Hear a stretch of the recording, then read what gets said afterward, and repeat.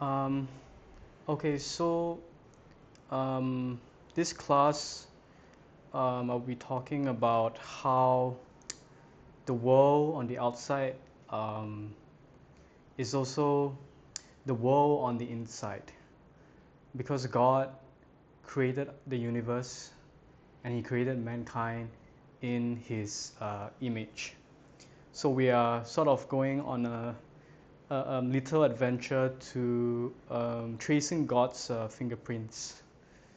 All right. So, so in the beginning, God created the heavens and the earth. Now, the earth was formless and empty. Darkness was over the surface of the deep, and the Spirit of God was hovering over the waters. And then to verse 27, so God created mankind in His own image. In the image of God, He created them, male and female, He created them. I saw, this is sort of androgynous. I didn't really think to, to make this figure a portrayal of a male or female, so I apologize. But my bad art speaks for itself. And yeah, so this is the universe, the solar system to be specific. And this is just a nameless person for now. So what I would like to hope to highlight is that whatever forces that is going on, or how the way the universe, or in particular our solar system, is designed, we can trace God's fingerprints to His creation here on earth, which is mankind. So let's, for this discussion, I'll be using a black hole. So if you don't know, that's okay. I'll explain a little bit more about what a black hole means. It's pretty much an incinerator. So if you throw anything into the incinerator, it basically eats everything. Yeah. So the black hole is pretty much incinerator in space that consumes anything that is unfortunate to be close to it. All right. So what is a black hole? A black hole is a region in space where gravity is so incredibly intense that nothing, not even light, can escape. So, like I said, not even light can escape. So it is an incredibly dense object that is like a universal, I guess, garbage truck or incinerator, if you will. Yeah. And how do black holes form? They're usually formed when massive stars, at least 10 to 20 times the mass of our sun, run out of nuclear fuel and collapse under their own intense gravity. So yeah, so pretty much a star like our sun, when it's exhausted of its nuclear fuel, it would just collapse. All of its mass will collapse into a single point and become a black hole. Yeah. So where am I going with this? Um, so like I said, when I started this video, we are trying to observe certain phenomena or patterns in God's creation in the outside, being the universe. Yeah. And how it translates, how His fingerprints translates to humanity, which is also, we can call it the inside, or our spirit.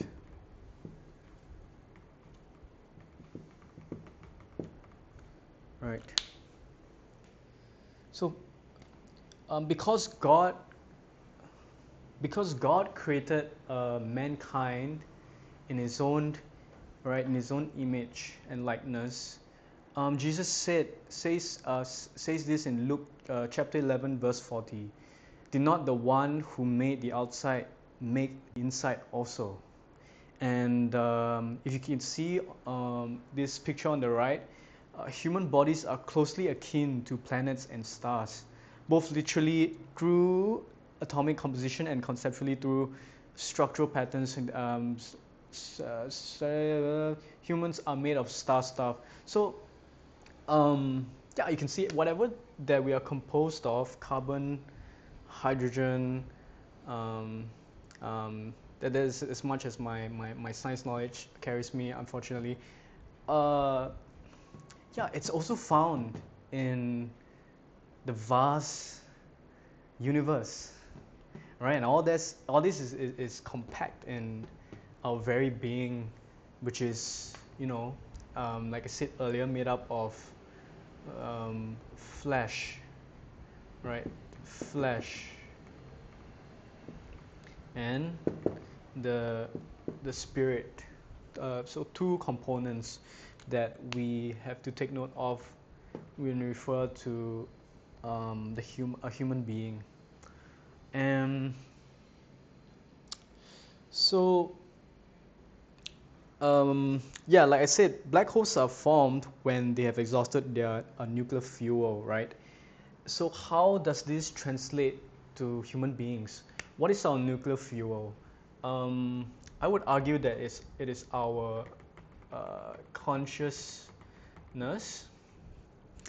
And so now, like for instance, right, consciousness, our attention. So what do we often, what do we give most of our attention to nowadays? For example, right, we have social media, right? And our 9 to 5 jobs, because we need to earn money. We work, 9 to 5. Pretty much we are at our workplace more than we are at home with our family members and friends nowadays. And thirdly, AI. This is probably up and coming trend because with the AI revolution, we are more incentivized to do more with less, right? Because of what AI can do. So, but this pretty much will take more of our attention. Yeah. And so, but if you think about what all of this means for the human being, it's pretty much giving up. It's not simply just about working and earning money, but it is siphoning our attention, our nuclear fuel. I mean, how many of us, think about why we are increasing the money in our bank accounts nowadays? Like, we want to buy stuff, we want to go on holidays and buy our parents nice things, this and that, right? But it actually has a harmful effect to our spirit, our soul, because, well, what does all of this really point towards? It points towards materialism and, right, consumerism, and, like I said, money. So well, these things, right, are good, and they have been there for for a very long time, because human beings need to need the basic necessities of life to survive, such as food, water, and shelter. But if you go beyond that, and you're just consuming mindlessly, without thinking, without any counterweight, then all your attention will be exhausted, and you will pretty much be a black hole. So I'll explain what this means in a bit.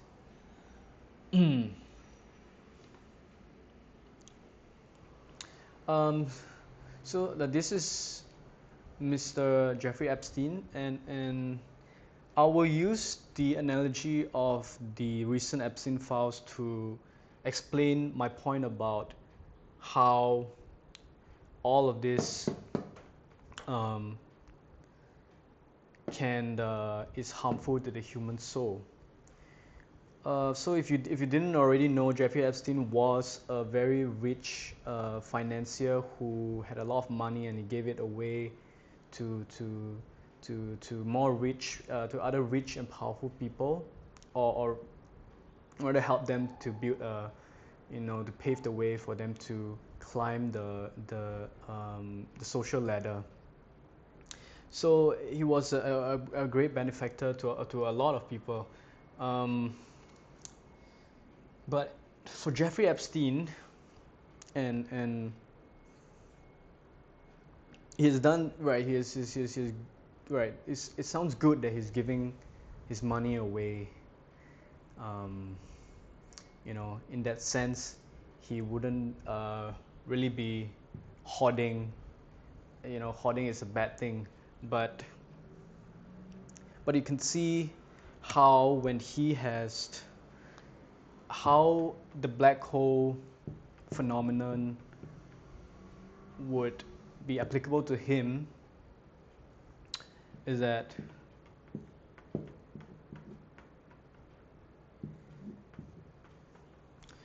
when he, in his own journey of climbing the social hierarchy, he amassed too much power, fame, and money. So what does all this does? It makes this it corrupts the soul. It makes the black hole or even more dense and more all-consuming. And another thing you need to know about black hole is that so say when you throw a refrigerator into a black hole, and when it gets consumed by the black hole, so what are all things made of, right? Atoms. So the refrigerator atoms, they get broken down. The simplest observable right, object is broken down into subatomic particles. So this is what happens, what we observe in the finite world. So using this as an analogy to the spirit, when the spirit is in the process of decaying, our moral ethics, what is good, what is right, what is good, what is bad, what is right versus wrong, it gets broken down. And how do we know this? Is when, unfortunately, when he got too bored of power, fame, money, and other stuff, right? He began to prey on minors. I mean, that's as far as I know about the Epstein files. I'll be honest, I didn't have a very comprehensive understanding. But yeah, he has some pretty horrible deeds that he did, which is pretty. It was infamous for, and one of them is what I have just mentioned. Yeah. And so basically he's black hole in the sense that the things, like we humans, we tend to incline to do good, but that all that gets broken down and minced and mixed up, that you know preying on minors is like, he crossed that boundary. Yeah. um, and so possessions, money, all this that, you know we, tr- we think it's part of our DNA when we, we first brought into this world and we grow up, and we are sort of indoctrinated to think that, you know having a lot is good and brings us happiness. But Jesus Christ warned us about this in Luke chapter 12, verse 15, which is the parable of the rich fool. And he says, "Watch out, be on your guard against all kinds of greed. Life does not consist in an abundance of possessions." Possessions, right? Money, materialism. I don't know, our toy cars, or Lalabu, and whatnot. But yeah, you get the point. So you have to. I forgot to mention, but 1 and 2, basically 3, money is drives the mechanism for 1 and 2, and too much of this is bad for the spirit. And from this, you can sort of understand that Jesus came. Well, one of the reasons why he came down from heaven is to remind us that life is not just about what is on the outside, but it's also about building and cultivating a life on the inside, the spirit, or the soul.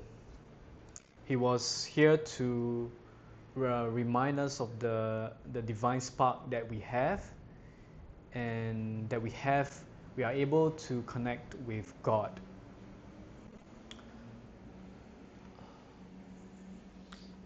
Okay, so yeah, back to this verse. So as I said earlier, the outside, right, is the solar system and all that, and the inside is our spirit and our soul. So what I want to the next phenomenon that I'm going to bring into the discussion is something called uh, gravity,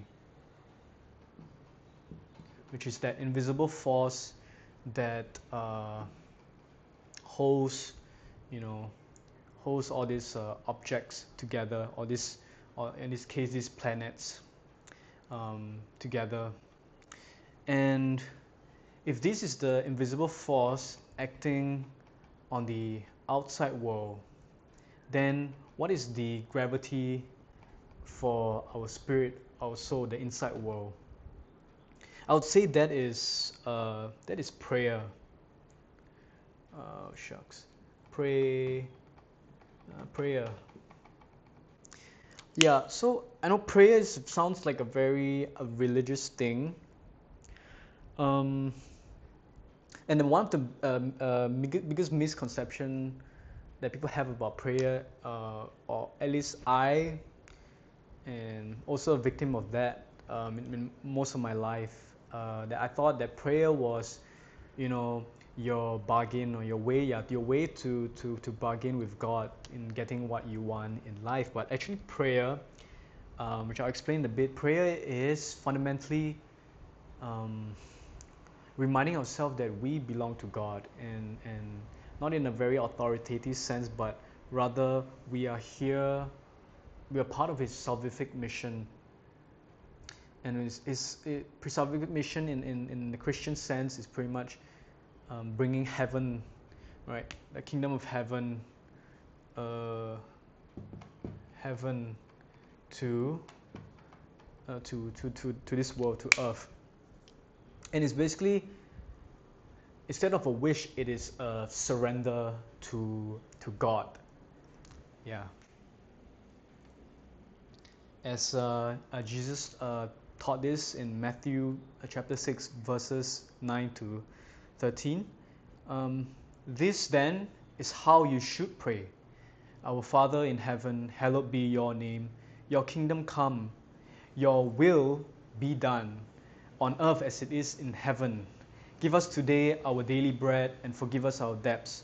And we also have forgiven our debtors. And lead us not into temptation, but deliver us from the evil one. So here,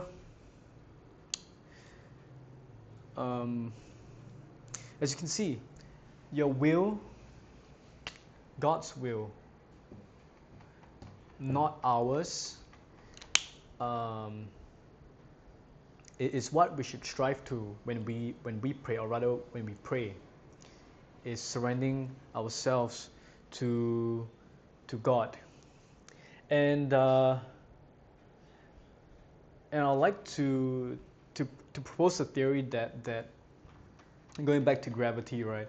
If gravity is the invisible force that allows these different planets, the Earth, Mars, Venus, Jupiter, and all that, to revolve around the sun, you know, in unison, despite their different, I guess, chemical compositions, and how this, I think we could also very well, I guess, not physically observe this, but also a prayer works in the same sense, pretty much, that everything on the inside is also made up of different factors, components. Let's say this would be morality, good versus wrong, ethics. When we pray, when we pray, all this moves the way it should be, right? On the inside. And why this is important is because it would make sense that God would have, when He created mankind, He would have created the inside. And I'm paraphrasing this from someone, and it's not something I came up with. He created us from the inside out, and this would make sense because our inside consists of our consciousness, our imagination, and all this, right? These things helps us to project infinities, and we are able to come up with we are able to invent, we are able to do science, we are able to imagine, come up with great stories. All this is so complex, but at the same time, and so when you think about the flesh is decaying, it's always in the state of constant decay. We get sick, we are vulnerable to diseases, and then we eventually die.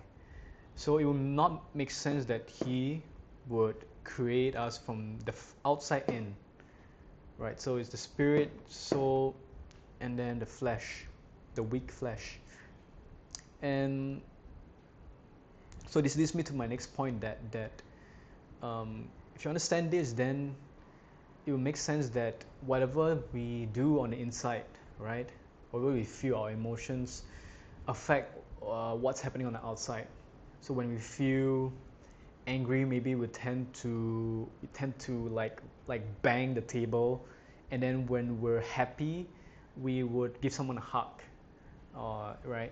So Yeah, and I want to put all this into an analogy. And okay, let's give this guy a name. Let's say he's Alan. So Alan is a corporate uh, worker, and he's leaving home from the office. And so Alan is he he's a prayerful guy, and he was praying. He had a stressful day, and uh, and he knows he's pretty self-conscious. He knows that if he doesn't release this up to a higher power, and then if he bottles this up, he might do something bad.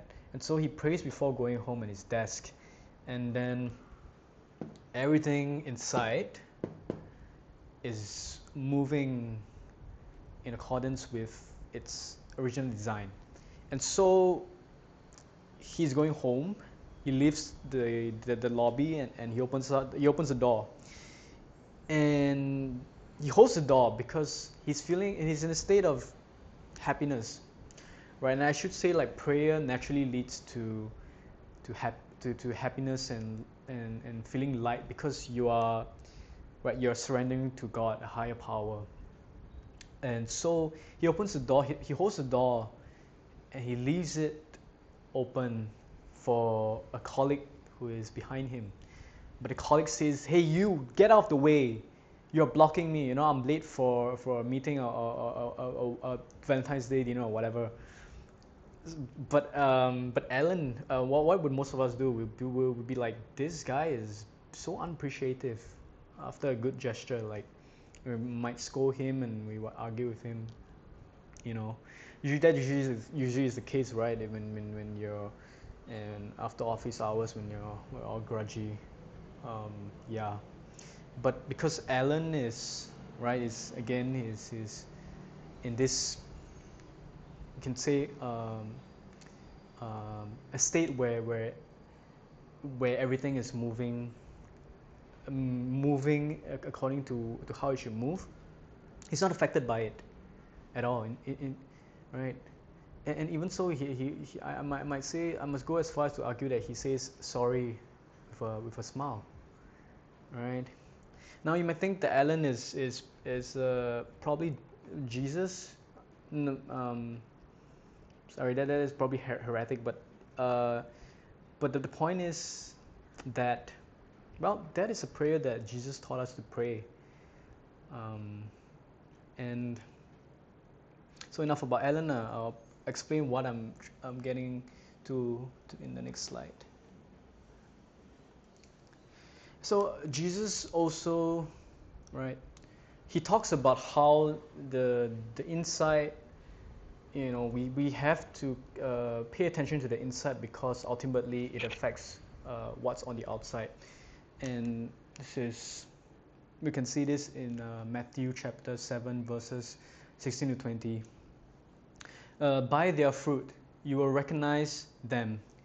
Do people pick grapes from thorn bushes, or figs from thistles? Likewise, every good tree bears good fruit, but a bad tree bears bad fruit. A good tree cannot bear bad fruit, and a bad tree cannot bear good fruit.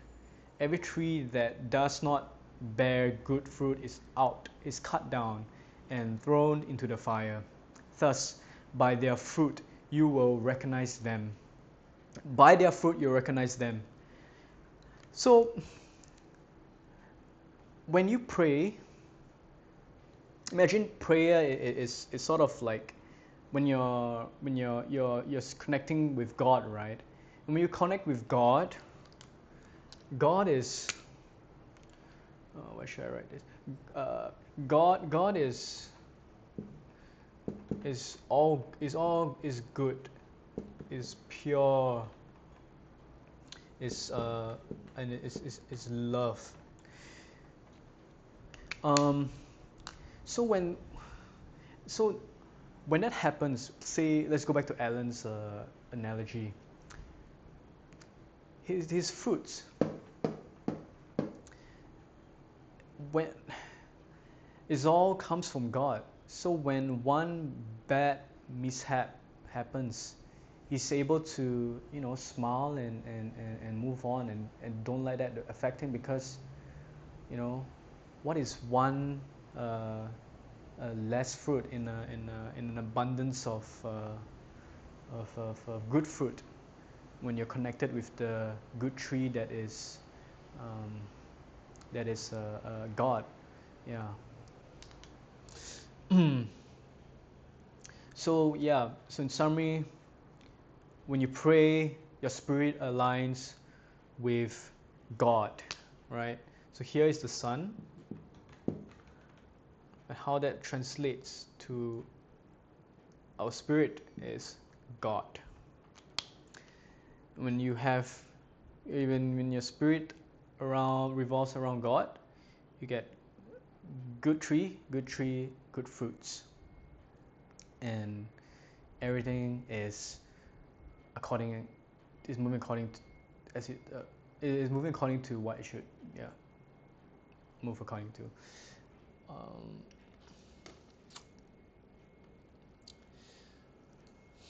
and so what happens? Okay, so what happens then when your spirit is not aligned with God?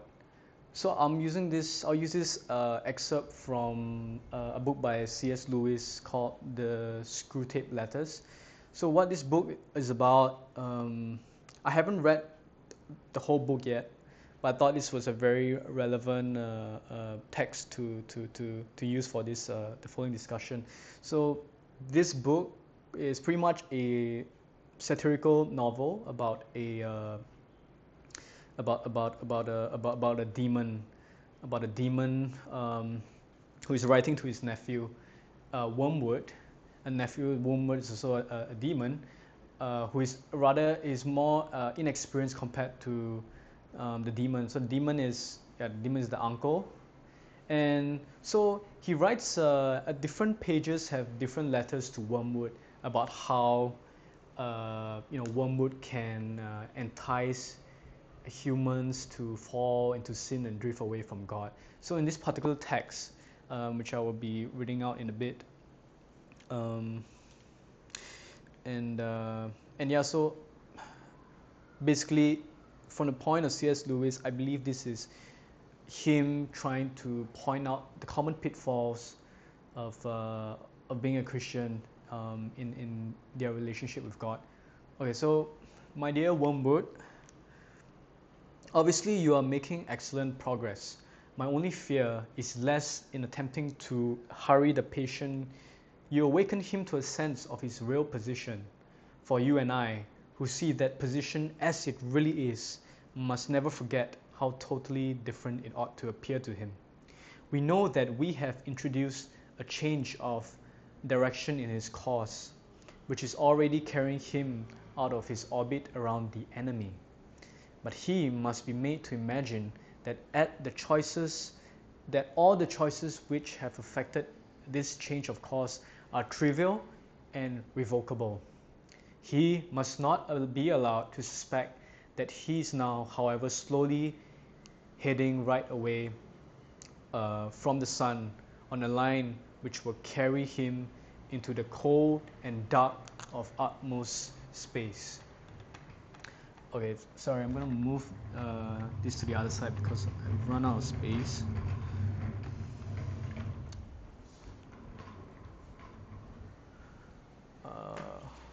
Okay. Ugh. So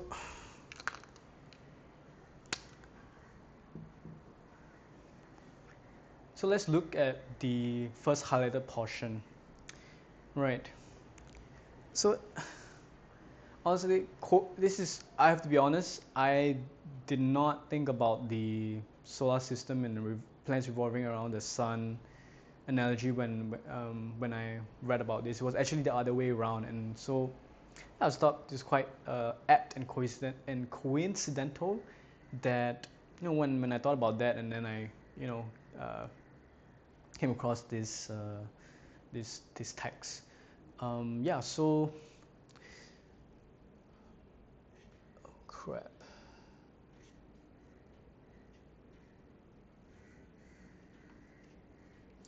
So what this means, right? You're drifting away from God, and now this person is relying on their own willpower and their own abilities instead of God. And this is good because, hey, demon time. Yeah, this when you're vulnerable to demons. And okay, then okay, let's continue. For this reason, I am almost glad to hear that he is still a churchgoer and a communicant. I know there are dangers in this, but anything is better than that he should realize the break it has made with the first months of his Christian life. As long as he retains externally the habits of a Christian, he can still be made to think of himself as the one who has adopted a few new friends and amusements, but whose spiritual state is much the same as it was 6 years ago. And while he thinks that we do not have to contend with the explicit repentance of a definite, fully recognized sin, but only with his vague, though uneasy feeling that he hasn't been doing very well lately. So, okay, yeah, first point, what that means is that this is drifting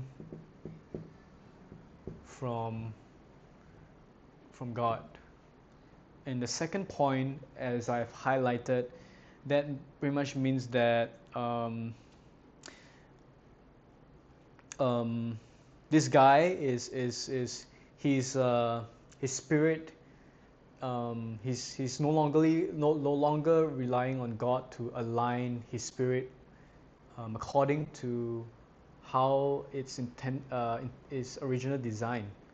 So he thinks he knows better than God, and so now he's pretty much just faking it, faking till he makes it.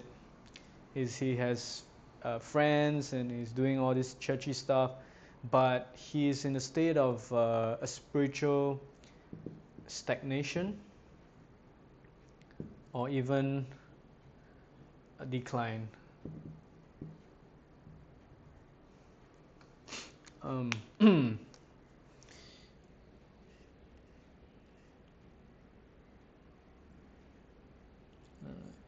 And then, okay, let's move on. This dim uneasiness needs careful handling. If it gets too strong, it may wake him up and spoil the whole game. On the other hand, if you suppress it entirely, which by the by, the enemy will probably not allow you to do, we lose an element in the situation which can be turned to good account. If such a feeling is allowed to live, but not allowed to become irresistible and flower into real repentance, it has one invaluable tendency.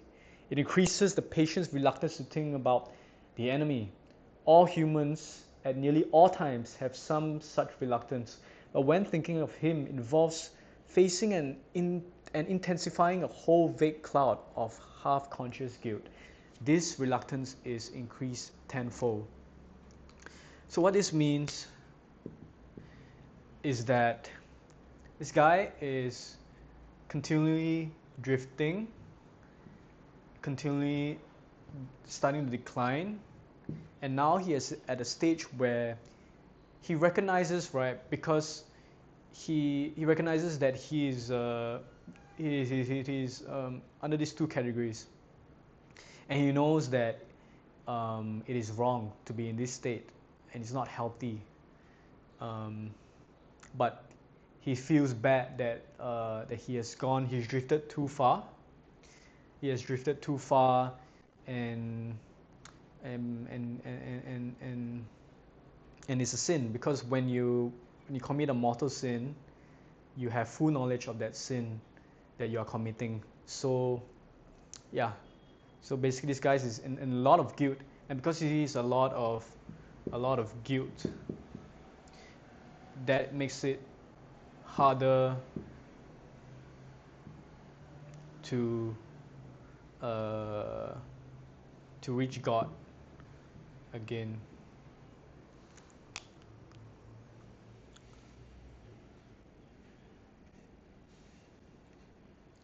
So what I want to point out in this is that You know, and then going back to what I've said earlier, is that really prayer allows us firstly to align, to surrender to God. And when we surrender to God, we allow God to come into the cracks of our lives and to right our wrongs. And you can remember from that solar system analogy, we don't have to think about becoming a good person. You know, and sometimes we, let's say, um, we hold the door for someone, right? But then we actually feel empty, and we feel maybe even contempt for that person, but it's just, because we want to be a good person. But more importantly, it is about cultivating what's on the inside, cultivating the inside, because then it reflects on the outside and not the other way around. Because if you do it the other way around, the outside in, um, guilt, you feel guilt, you start feeling spiritual decline, and then you begin to drink it further away from God. And so so that also means that we can't, even if, let's say, the ultimate good is saving the world, that can actually bring harm to us and ourselves as well, because saving the world is, it's God's job. Yeah, it's Jesus's job, right? Not ours. Okay. And yeah, so that leads me to this next verse in first. So Saint Paul wrote in the First Corinthians chapter 3 verse 7. So neither the one who plants nor the one who waters is anything, but only God who makes things grow.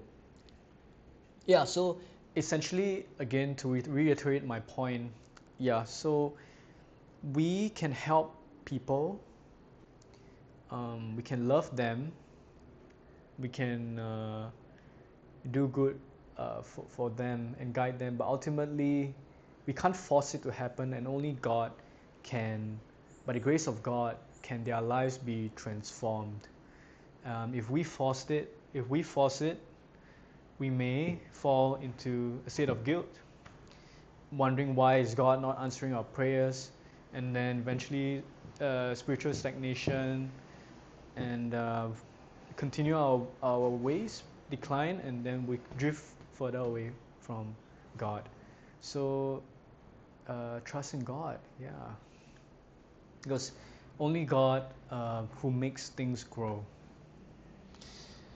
And to better illustrate uh, this this this this lesson, will be showing a video. So this video is a podcast interview between Chris Williamson and Andrew Huberman. And so Chris Williamson is one of the most popular podcasters right now, and Andrew Huberman he's a PhD scientist at the Stanford University who specializes in neuroscience, and he um, talks about how prayer has helped people to overcome their addictions, very serious addictions in life, because when they surrender to God. So let's take a video. Let's take a look at this video. One of the reasons I'm so interested in spirituality and notions of God, etc., is that it's a wild wine bed that neuroscience doesn't really understand. But when we're really talking about it, let's say this is alcohol, and I'm not an alcoholic, fortunately, but let's say I had immense difficulty in refraining from alcohol, and this would be the precise environment in where alcohol would be attractive. The amount of top-down control that's required is immense for somebody that's recently sober. They have to, hopefully they're in 12-step. They have to call their sponsor. It can be an jarring anxiety. That anxiety eventually subsides. I mean, alcoholics eventually can hang out in bars and not have a drink, but there's a long period of time where they can, and many never will be able to do that.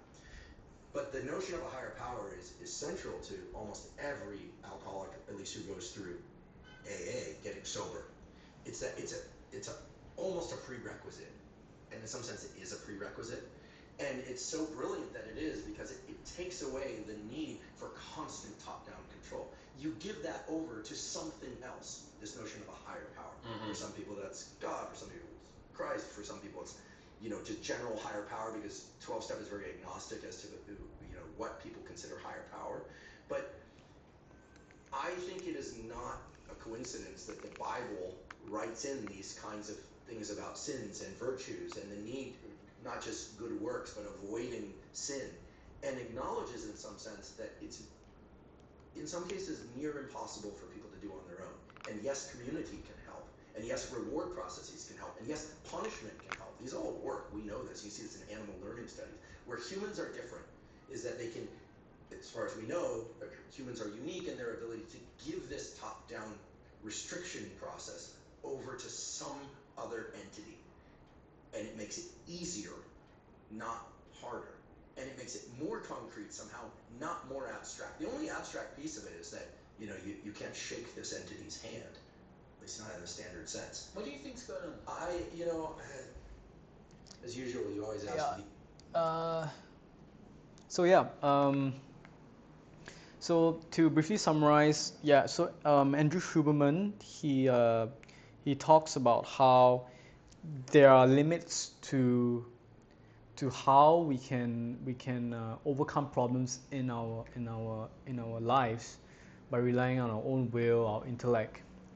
And so when you surrender to another entity, right, a higher power, basically he's saying that there is right, there's two entities. One is the mortal entity, which is us, relying on our reason, and then there is also the divine entity, right? God, a higher power.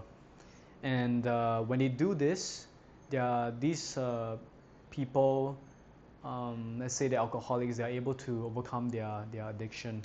And so moving on to the next discussion, I will talk about what's kind of going on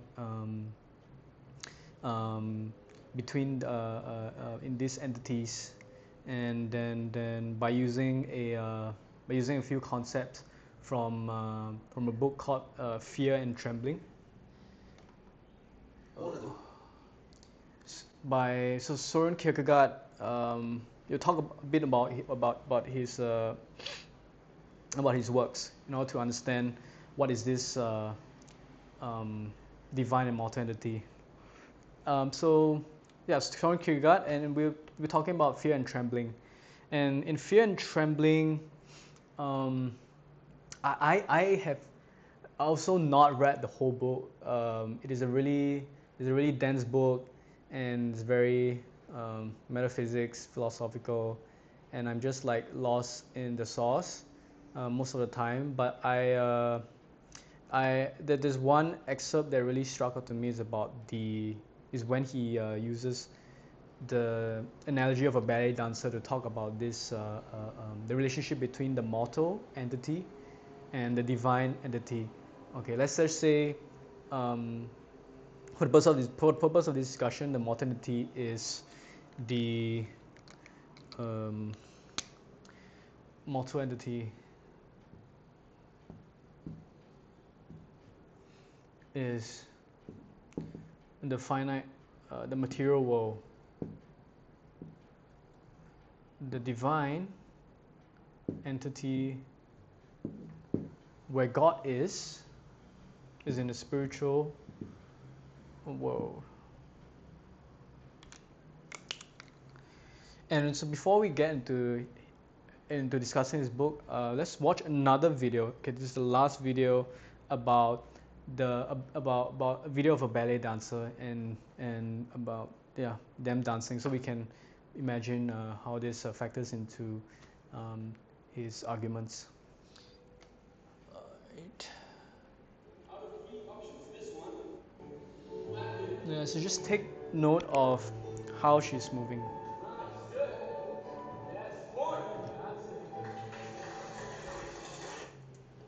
All right.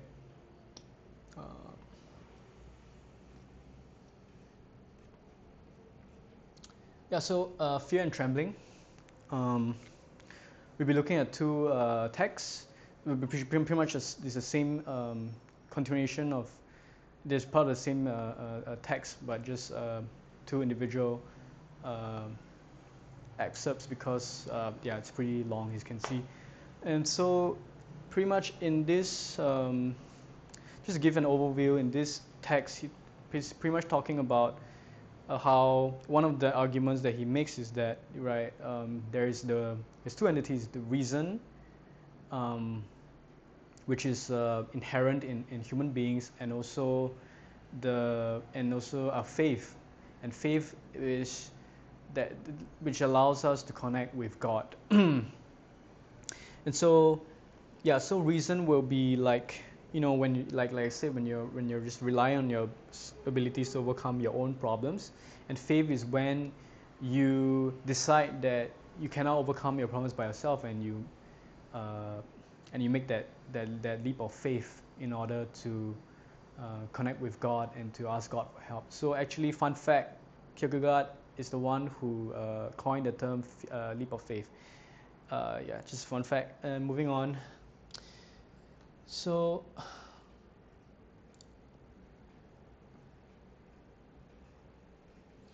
and also he, in trying to explain the concept, between reason and faith, he uses two, right, two players. One is the Knight of Infinite Resignation. Let's say Knight of Infinite Resignation, and the Knight of Faith. So Knight of Infinite Resignation is basically someone who has reached the boundaries of their will, their reason, and believes that he or she has run out of options to overcome a problem, and so he or she resigns. Yeah, but then a Knight of Faith comes after the Infinite Resignation, when he or she makes the leap of faith to then connect with the spiritual world where God resides in. And so, to understand this, let's jump right into the text. So, with Infinite Resignation, he has drained the cup of life's profound sadness. He knows the bliss of the infinite. He senses the pain of renouncing everything, the dearest things he possesses in the world.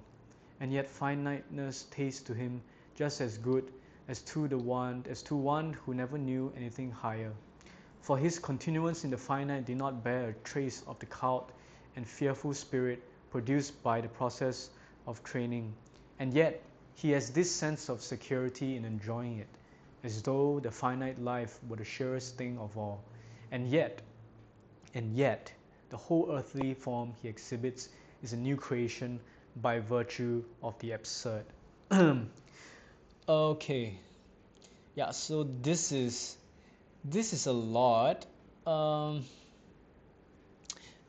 so what he means is that, again, let's use the analogy of the ballet dancer earlier on, when she makes the leap of faith, she leaps into the air. She's connected to God, and if you see the way she moves, it's as if it's one motion. Um, but usually, like, people who are just inexperienced, like a Knight of Infinite Resignation, they would land awkwardly after they jump into the air. But instead, the ballet dancer is a Knight of Faith because she is, right, produced by the process of training. She's so experienced in her craft that she's able to make it one complete motion. Yeah. And then moving on, he resigned everything infinitely, and then he grasps everything again by virtue of the absurd. So yeah, and again, yeah. So, like, because the ballet dancer was able to to sort of make the leap of faith, right?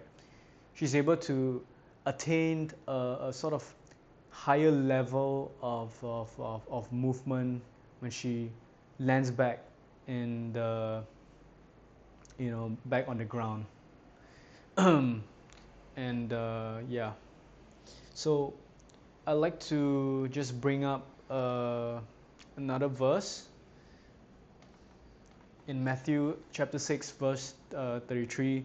But seek first the kingdom of God and his righteousness, and all these things will be added to you. Right? So like a secular analogy would be aim for the stars. Sorry, aim for the moon, because even if you miss, you land among the stars, right? Okay, so let's continue. He constantly makes the movement of infinity, but he does this with such correctness and assurance that he constantly gets the finite out of it, and there is not a second when one has a notion of anything else. It is supposed to be the most difficult task for a dancer to leap into a definite posture in such a way that there is not a second when he is grasping after the posture, but by the leap itself he stands fixed in that posture. Perhaps no dancer can do it. That is what this night does. Most people live dejectedly in worldly sorrow and joy. They are the ones who sit along the wall and do not join in the dance. The Knights of Infinity are dancers and possess elevation. They make the movements upward and fall down again. And this too is no mean pastime, nor ungraceful to behold. But whenever they fall down, they are not able to once to assume posture. They vacillate an instant, and this vacillation shows that after all they are strangers in the world. This is more or less strikingly evident in proportion to the art they possess, but even the most artistic knights cannot altogether conceal this vacillation. One need not look at them when they are up in the air, but only the instant they touch or have touched the ground, then one recognizes them. But to be able to fall down in such a way that the same second it looks as if one was standing and walking, to transform the leap of life into a walk, absolutely to express the sublime in the pedestrian, that only the knight of faith can do, and this is the one and only prodigy. Yeah, again, there's a lot. Sorry about that. There's a lot, but yeah, pretty much what this part is saying is that right, vacillation. Crap. Sorry. Va- va- Vacillation, which pretty much means awkward landing. And so, awkward landing is, maybe I should have mentioned this earlier, but awkward landings, right, is because, well, this is meant to represent the finite world, which is the reality that we live in. And it is awkward, it is finite because of sin. And that creeps into human imperfectness. So, so most people live dejectedly in worldly sorrow and joy. They are the ones who sit along the wall and do not join in the dance. So that, what he's saying is that people who are not under these two, do not fall under these two categories, they are sort of just always making, they're just always, they're not aware of their divine spark. They rely on their own reason. But people who who recognize that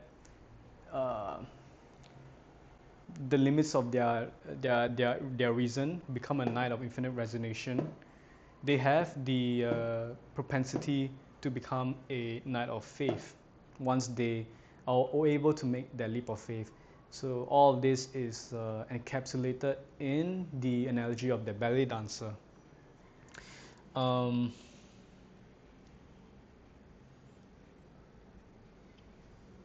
yeah. And so, and so by extension of that, because the ballet dancer is able to be a knight of faith, right? Because the ballet dancer is able to transform the leap of life into a walk, absolutely to express the sublime and the pedestrian. That only the knight of faith can do. As we have seen in the video earlier, even though it's like two different actions, going up in the air and then landing. Usually when you land, you have to compose yourself before you can take another action. But she does it in, the ballet dancer does it in such a way that is one complete motion. Like it looks as if that person is as if we're standing and walking at the same time. Yeah. And so this also means also is also meant to highlight, right, that there is a material world, the finite world, and there is the spiritual world, and all these are actually symbiotic. They're not independent of each other, as we have covered before. The inside affects the outside, and yeah. So St. Paul writes this in about this relationship also between the divine and the finite in 2 Corinthians. All right, 2 Corinthians chapter 9 verse 6. Remember this: whoever sows sparingly will also reap sparingly, and whoever sows generously will also reap generously. Right. So what does that mean? You're able to pray and right and connect with God, then you will receive your reward, which in that case is one, is the showing of a union between God and sorry and man. Yeah.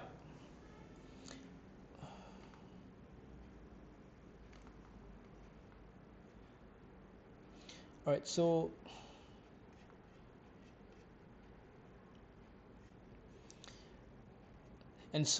now we have looked at the mechanisms behind um, behind the leap of faith and behind reason and faith. And now in this second excerpt is a continuation of the previous.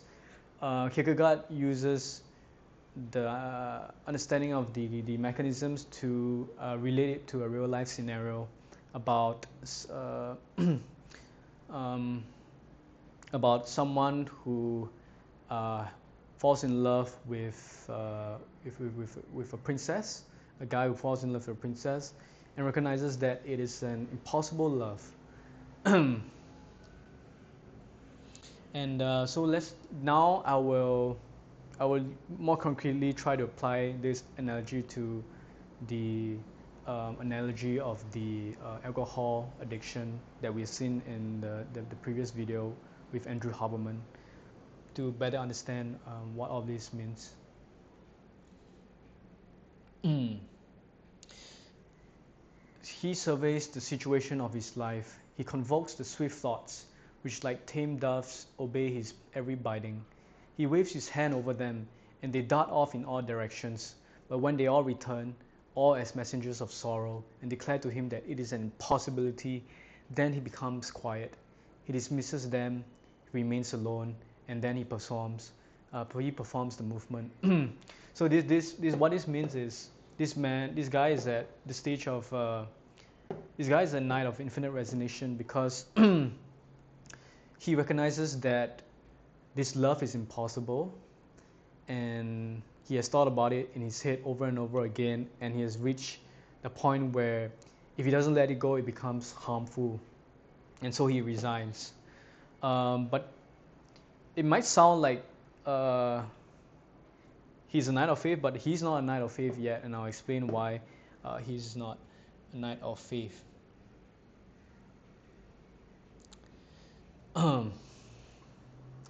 Actually, it explained right here, which I'll read out. To this end, passion is necessary. Every movement of infinity comes about by passion, and no reflection can bring a movement about. This is the continual leap into an existence which explains the movement, whereas mediation is a chimera which, according to Hegel, is supposed to explain everything. At the same time, this is the only thing he has never tried to explain. So, in order to go from the knight of infinite resignation to become a knight of faith, you need passion. So, passion is where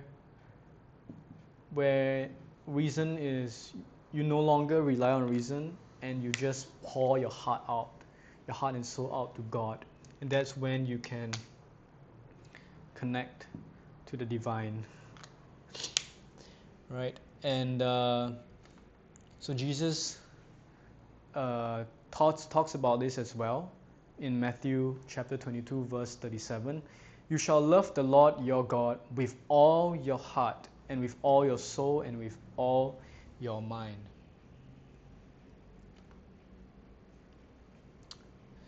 Okay, so moving on.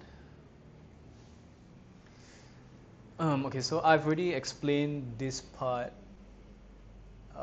Yeah, so let's move on to the final paragraph. If he lacks this intensity, if his soul from the beginning is dispersed in the multifarious, he will never get time to make the movements. He will be constantly running errands in life, never enter into eternity. So, excuse me. So yeah, what this means is that if you're at this stage, a night of infinite resignation, there is still room for you, even though you have resigned, to reason. And I know it's sort of contradictory to what I've said about how a night of infinite resignation is someone who has run out of options and wants to surrender it to God. Yes, but again, the process is very subtle, but the process of going from infinite resignation to night of faith can be subverted when you think about the rewards. Let's say you're the alcoholic trying to give up his drinking addiction, and you're on your knees. You've resigned your fate to a higher power, but then you're consciously aware that someone told you to do this because then God will hear you and God will save you. But no, because then you're still in the realm of reason, and when you're in the realm of reason, you cannot access God. Yeah.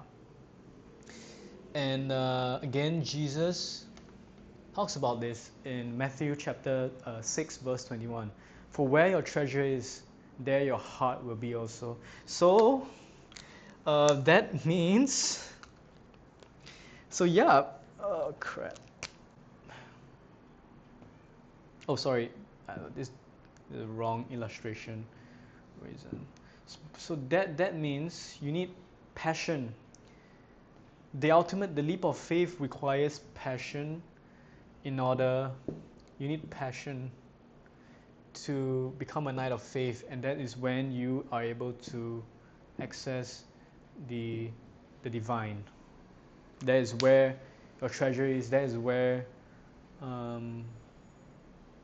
God will begin to allow His grace to work in the cracks of your life and to heal the areas that requires healing. So let's say in the context of the alcoholic, it would be giving up control, the top-down control, to a higher power and overcome his or her drinking addiction. Yeah.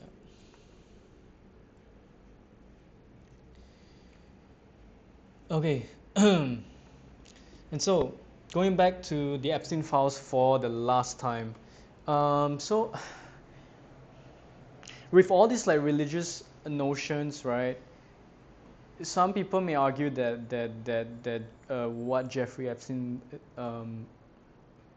did was demonic, right? And some may, argue that um, he was able to climb the social hierarchy, have so much power, so much fame, so much money because he had eventually sold his soul, and uh, and so his life was pretty much tormented by demons until his final hours.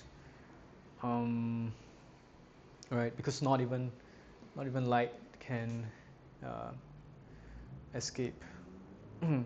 But then going off from this point, if there is a white hole, then there would be, sorry, if there is a black hole, then there would be a white hole, right? And if the Epstein files, like I've mentioned, is meant to encapsulate the effects of a black hole and how it can corrupt a person's soul, um, then the white hole would be synonymous with Jesus Christ, who came down from heaven to give us faith, hope, and love. Okay, so what is a white hole? A white hole is pretty much, yeah, the opposite of a black hole. Um, Theoretical time reversal of a black hole, expelling matter and light while allowing nothing to enter. All right, how's it formed? Uh, Time reversal of a black hole. Yeah. So pretty much, yeah, a white hole is the reversal of a black hole. And